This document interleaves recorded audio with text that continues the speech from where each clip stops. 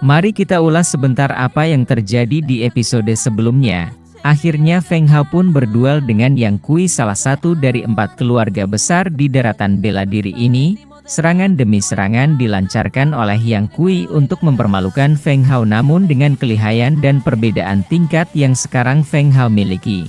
Ia sangat mudah untuk mengelak dari pukulan maupun tendangan yang musuhnya layangkan, hingga di mana Yang Kui pun tidak dapat mengontrol keseimbangan tubuhnya. Ia pun terjatuh terjelembab di tanah. Dengan wajah yang masih diselimuti debu, Yang Kui pun menyuruh pengawalnya untuk bersama-sama menyerang Feng Hao, yang tanpa mereka sadari bahwa Feng Chen, ayah dari Feng Hao, sudah memperhatikan mereka sedari tadi. Dengan sigap ia pun menghentikan itu dan mengajak keempat pengawal Yang Kui untuk menghadapinya. Yang Kui yang tidak ingin lebih jauh dipermalukan di hadapan orang banyak, ia pun segera meninggalkan pasar itu seraya mengancam Feng Hao akan mempermalukannya 2 kali lipat di pertandingan antar keluarga yang akan diadakan dalam waktu setengah bulan lagi. Feng Hao pun pulang dengan ramuan untuk membuat pil tidak berwujud. Segera ia pun memanggil gurunya untuk memintai bantuannya dan menjelaskan bagaimana cara membuat pil tidak berwujud itu. Setelah Feng Hao mengetahuinya, ia pun mengikuti apa yang gurunya sarankan walaupun ia tidak suka. Sangat besar reaksi yang diberikan dari pil tanpa wujud ini. Pil ini memberikan kekuatan fisik yang sangat Feng Hao butuhkan untuk berlatih meningkatkan level dan tingkat bela dirinya. Itulah teman-teman sepenggal kisah yang lalu. Mari kita lanjutkan ke episode berikutnya tentang Feng Hao. Keesokan harinya Feng Hao pun berlatih dengan sangat giat karena ia merasakan perubahan yang sangat besar dalam latihannya. Tinjunya semakin kuat dan cepat serta tenaganya pun tidak mudah terkuras seperti sebelumnya. Di dalam hutan yang sepi ia pun melakukan latihannya secara sembunyi-sembunyi karena ia tidak ingin menunjukkan kepada murid-murid yang lain kemajuan apa saja yang ia miliki, karena akan menimbulkan kecurigaan yang besar terhadap dirinya. Setelah sekian lama ia berlatih dan seluruh tubuhnya dimandikan keringat yang tidak berhenti-henti keluar begitu saja, dan Feng Hao pun mulai merasa lelah. Segera dengan itu ia pun duduk dengan mengambil sikap bermeditasi, fokus dengan memejamkan matanya seraya mengumpulkan lagi tenaga dan energi yang telah ia gunakan tadi dalam latihannya. Seketika itu juga keluarlah aura keemasan dari dalam tubuh Feng Hao yang mengisyaratkan bahwa meditasi yang ia lakukan berjalan dengan baik. Dengan tenang ia pun mulai memusatkan pikirannya.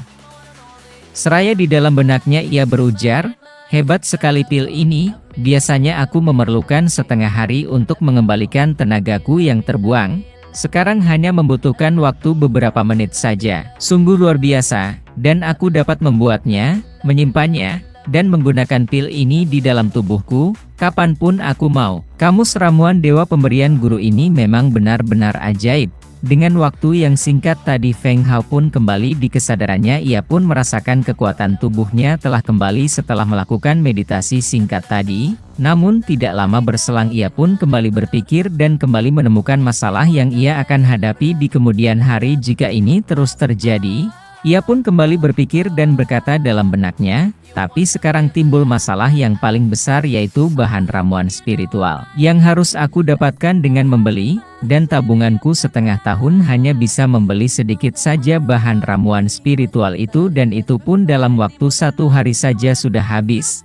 Harus bagaimana ini?" Feng Hao pun terus berpikir dengan keras dan rasa risau pun bercampur di benaknya. Namun bukan Feng Hao namanya jika ia tidak memiliki jalan keluarnya. Ia pun mendapatkan ide yang sangat baik, yaitu gurunya.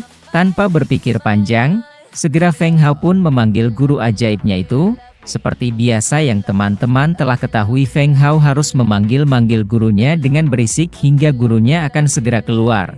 "Guru, guru, di mana engkau? Ayo segeralah tunjukkan dirimu!" teriak Feng Hao memanggil sang guru. Dengan tubuh mungilnya dan wajahnya yang ceria, Guru Fen pun menyapa Feng Hao. Karena waktunya adalah siang hari maka Guru Fen sangatlah ceria, tidak mengantuk lagi, dan ia pun bertanya kepada Feng Hao, "Bagaimana Feng Hao? Sudahkah kamu mencoba kamus ramuan pil tidak berwujud? Bagaimana efeknya dan apa yang engkau rasakan sekarang?" tanya sang guru kepada murid satu-satunya itu. Feng Hao sangat berapi-api memberitahukan pengalaman dan apa yang ia rasakan setelah ia mengkonsumsi pil itu. Itu sangat hebat. Benar-benar luar biasa, barang yang sangat ajaib guru. Benar-benar sangat hebat guru, apa yang aku rasakan setelah mengkonsumsi pil itu, sampai-sampai aku tidak bisa berkata-kata lagi untuk menyampaikan rasa kagum aku dengan guru. Guru Fen pun menyambut pujian itu dengan wajah yang berseri-seri namun masih menyembunyikan sesuatu. Ia pun berkata, "Feng Hao, omongan manismu itu aku sudah tahu artinya. Pasti kamu menginginkan sesuatu bukan? Aku sudah pernah bilang, aku tidak memiliki semua ramuan yang engkau kehendaki. Sudah habis menjadi cemilanku." Segera saja Guru Fen mematahkan pujian-pujian yang diberikan Feng Hao terhadap dirinya, dan Feng Hao pun tidak menyerah begitu saja terhadap gurunya dengan akalnya yang licik dan telah ia pikirkan sedari tadi. Feng Hao pun mengutarakan keinginannya. Bukan itu guru, aku tidak menginginkan ramuan spiritual itu dari kamu, tapi apakah aku bisa meminta yang lain? Guru, kan masih ada banyak itu buku yang kau bakar hanya untuk membuat teh. Yang ku inginkan hanya beberapa buku yang tidak begitu hebat yang nantinya akan aku gantikan dengan bahan-bahan ramuan spiritual. Bagaimana guru, apakah masih ada? Dengan wajah polosnya seperti biasa, Feng Hao mencoba keberuntungannya kali ini terhadap gurunya sendiri. Dengan tatapan menyesal, Guru Fen berpikir ada-ada saja kelakuan bocah ini, terlalu banyak permintaannya, namun ia hanyalah satu-satunya muridku. Apa katamu tadi? Dasar murid tidak berakhlak. Keinginanmu sudah sampai tahap itu? Kalau begitu ini ada beberapa buku, ya sudah, kamu dapat mengambilnya. Ini 3 buku keterampilan bela diri tingkat misteri. Level rendah ada buku telapak tangan pasir, tinju penggetar bumi, dan satu lagi jurus bergerak di awan. Seraya berakhirnya ucapan Guru Fen, ia pun melemparkan 3 buah buku keramat itu kepada Feng Hao. Guru Fen pun langsung menghilang seperti biasanya, yang dimana walaupun itu level dasar tapi tingkatan buku itu ada di peringkat 3 dari 5 tingkatan. Feng Hao yang seketika itu melihat 3 buku sakti yang dilemparkan ke tanah oleh gurunya, ia pun tersentak kaget bukan main. Apa? Ini semua bukan mimpi kan? Apa yang kulihat di hadapanku ini nyatakan? Aku dapat merasakan dan melihat bahwa kota akan kedatangan badai sebentar lagi. Dengan wajahnya yang gembira, dan ia pun tahu apa yang akan ia lakukan terhadap 3 buku pemberian gurunya itu. Segera Feng Hao pun mengambil ketiga buku sakti itu seraya mempersiapkan semuanya untuk menukarkan itu semua dengan apa yang ia inginkan. Setelah mempersiapkan semuanya, Feng Hao pun segera menuju ke tempat di mana semua yang ia inginkan dapat menjadi kenyataan, yaitu tempat bertukarnya barang-barang langka dan sakti, yaitu tempat perlelangan di mana ia akan menukarkan ketiga buku pemberian gurunya. Ayah pernah membawaku ke sini sewaktu aku masih kecil dan aku percaya tempat ini akan memberikan harga yang tinggi untuk ketiga buku ini, gumam Feng Hao sebelum ia memasuki pusat perlelangan itu. Ia pun segera menggunakan topeng gagak hitamnya yang sudah ia persiapkan sedari tadi. Ia tidak ingin diketahui jati dirinya, karena akan banyak masalah di kemudian hari bila orang-orang tahu siapa dirinya. Feng Hao pun menutup wajahnya dan segera masuk ke dalam pusat lelang itu. Ada yang bisa aku bantu tuan? Sambut penerima tamu di depan ruangan pusat lelang itu. Feng Hao pun menjawabnya dengan ringan, aku ingin melelang sesuatu di tempat lelang ini. Dengan ramah wanita penerima tamu itu mempertanyakan kembali kepada Feng Hao, apa yang kamu punyai dan akan melelangnya? Dengan tatapan tegas dan berwibawa, Feng Hao pun mengulurkan buku sakti telapak tangan pasir tingkat misteri level rendah. Wanita penerima tamu itu terkejut bukan main setelah melihat apa yang ada di hadapannya, seraya ia pun berkata, ini buku sakti telapak tangan pasir tingkat misteri.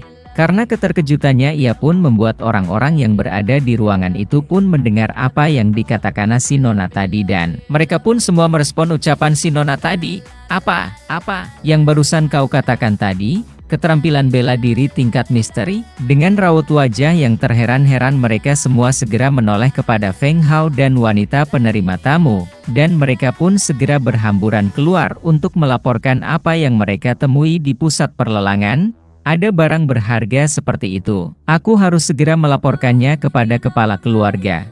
Salah satu orang itu pun berteriak kepada teman-temannya untuk segera melaporkan apa yang mereka temui. Dengan rasa bersalahnya, wanita cantik penerima tamu itu membungkukkan badannya seraya berkata, maafkan saya tuan, karena terlalu terkejut saya melihat ini. Feng Hao pun dengan sangat santai berujar, "Sudah tidak apa-apa, tidak masalah." Si Nona pun dengan wajah memelasnya mengucapkan, "Terima kasih Tuan atas pengertiannya, silahkan Tuan. Kita bicarakan ini di ruangan." Seraya menunjukkan jalan kepada Feng Hao di mana Feng Hao harus menunggu seseorang yang akan mengakomodasikan apa yang Feng Hao inginkan. Feng Hao pun menunggu di ruangan dengan tenang. Tak beberapa lama datanglah seorang pria paruh baya yang elegan dengan berpakaian menarik dan rapi. Pria itu pun menuruni tangga untuk menyapa Feng Hao. Di dalam benak pria itu pun segera terpintas ini akan menjadi bisnis besar, apalagi dengan bisa melelang buku keterampilan bela diri tingkat misteri. Orang besar seperti ini harus dijalin hubungan baik dengannya. Tidak peduli berapapun harganya, aku harus merangkulnya untuk tetap melelangkan apa yang ia punya di sini di tempat lelang ini. Pria itu pun menyapa Feng Hao dengan sopan dan berwibawa. "Selamat datang tamu terhormat. Aku Ouyang Peng. Seharusnya aku yang menyambut kamu tadi, maafkan saya." Dengan wajah seorang pebisnis profesional, ia pun memberikan hormatnya dan melanjutkan perkataannya, "Tuan ini ingin melelang keterampilan bela diri tingkat misteri?" tanya Peng. Feng Hao pun menjawabnya dengan tegas dan singkat, "Iya, saya akan melelang itu." Ouyang Peng pun melanjutkan perkataannya, "Tuan tenang saja. Pusat lelang kami akan melelangnya dengan harga yang pasti akan memuaskan Tuan. Beri aku 3 hari untuk promosi, 3 hari kemudian baru akan dimulai pelelangan. Bagaimana menurut Tuan?" Seraya menjelaskan yang akan mereka lakukan untuk membantu Feng Hao melelang buku keterampilan bela diri tingkat misterinya. Dengan tatapan tajamnya dan suara yang mengintimidasi, Feng Hao pun mengutarakan syaratnya, "Baiklah, kamu bisa lakukan itu, tapi pelelangan aku kali ini, aku tidak mau dibayar dengan uang," jelas Feng Hao kepada Ouyang Peng. Masih menginginkan bisnis ini berjalan dengan baik, Ouyang pun bertanya-tanya dalam benaknya, melelang buku keterampilan bela diri tingkat misteri dan ia tidak mau uang. Dan apa yang lebih berharga dari uang untuknya? Ouyang Peng pun kembali menegaskan kepada Feng Hao bahwa ia bisa mengabulkannya. "Kalau begitu apa yang Tuan inginkan? Kami akan berusaha untuk menyanggupinya." Dengan mengulurkan tangannya, Ouyang Peng pun seolah-olah berkata, "Sebutkan saja keinginanmu." Feng Hao pun menjawabnya dengan lugas, "Aku menginginkan ramuan spiritual." Ouyang Peng pun tersentak kaget mendengar apa keinginan Feng Hao. Ia pun bergumam di dalam benaknya, Apaan ini? Apakah ini mungkin? Buku keterampilan bela diri tingkat misteri ini sudah bisa menukar ramuan spiritual seluruh kota? Apakah dia adalah ahli ramuan?" Jadi itu akhir dari episode 7 ini ya teman-teman. Kita pun melihat di mana kecerdikan Feng Hao dalam menyelesaikan masalah yang ia hadapi. Ia selalu menemukan jalan keluar dengan bantuan sang guru. Kini Feng Hao akan menghadapi fase berikutnya dalam hidupnya, di mana apa yang akan dia dapat yaitu ramuan spiritual yang banyak. Jadi kita akan melihat akan sekuat apa Feng Hao di kemudian hari dengan ramuan spiritual itu. Terima kasih teman-teman telah menyimak dongeng ini dari Mendongeng 31. Semoga dapat menghibur teman-teman di tengah aktivitasnya, dan jangan ragu-ragu untuk membantu channel kecil ini dengan mensubscribe-nya. Juga pencet tombol like agar tidak ketinggalan, aktifkan juga loncengnya. Terima kasih semua.